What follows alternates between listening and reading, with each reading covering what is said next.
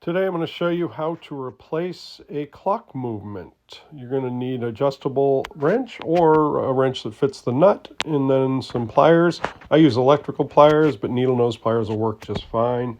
You're going to grab the hands firmly and then screw the nut off that holds the hands in place, and then gently lift those straight up off from where they're seated and set them aside for right now. You're then going to lift up the back of the clock and firmly grasp the clock movement, and then take your adjustable wrench or your wrench and just untighten the nut on the front gently. Try not to press against the wood. There is a washer there, and if you angle it, you can hit on the washer and not your wood, and you won't scratch the wood. And then take that nut off, all the way off.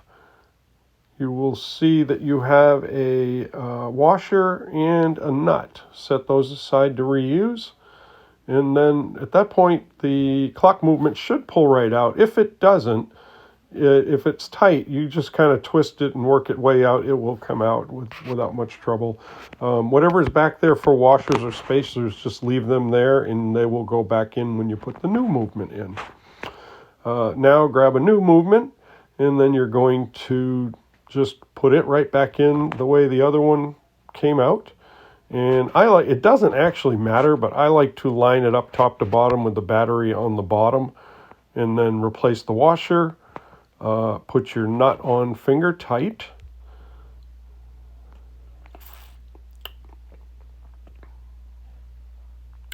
And then take your adjustable wrench while firmly holding once again, firmly holding the clock movement. You're going to take your adjustable wrench, and again, try not to press too hard against the wood, but you're just going to tighten it till it's snug. You don't want to wrench on it. You don't want to put really, really hard torque on it, but it wants to feel nice and seated. Basically, when you grab the clock movement in the back, it doesn't want to move with gentle force, and that will work out just well. And then you put the small hand on first. That is a press fit. And then the big hand comes on top. That has a slot that it goes onto. So you find that slot, click it in place.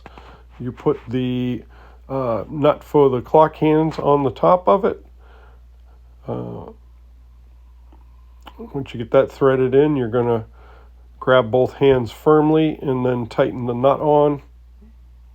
Nice and firmly, but don't over tighten it. And then make your hands go both to 12. Make sure that the hands are clearing each other so they're not going to bump into each other in the front and the back. And see, in this case, I'm having to bend it down slightly. That's fine. And then once you've done that, you can pop a battery in, set your time, and you are good to go.